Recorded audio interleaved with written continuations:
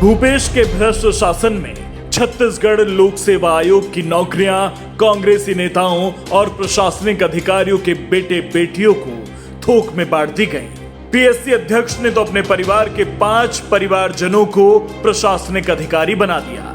राहुल गांधी जी आलू से सोना तो नहीं बना पाए, लेकिन छत्तीसगढ़ की कांग्रेस सरकार ने एक ओर से बेटा डालो और दूसरी ओर से डिप्टी कलेक्टर निकालने वाली मशीन जरूर बना दी है। अब पीएससी अध्यक्ष टामन सिंह को ही ले लीजिए। साहब ने अपने बेटे का सरनेम छिपाकर उसे नितेश से डिप्टी कलेक्टर नितेश बना दिया।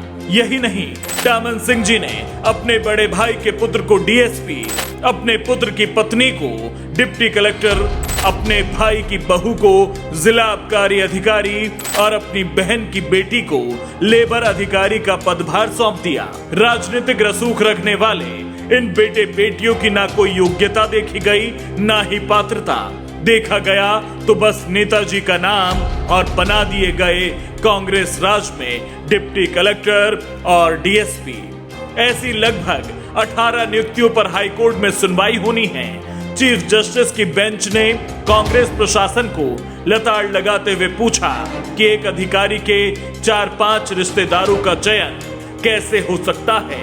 लेकिन जनता तो सब जानती है ना भैया कि जब करप्शन प्रेमी कांग्रेस की है सरकार तो डर काहे का। ऐसे कृत्य को अंजाम देकर कांग्रेस ने छत्तीसगढ़ के युवाओं से न सिर्फ उनके अधिकार की नौकरी छीनी, बल्कि उनके मनोबल को भी गहरी चोट पहुंचाई है।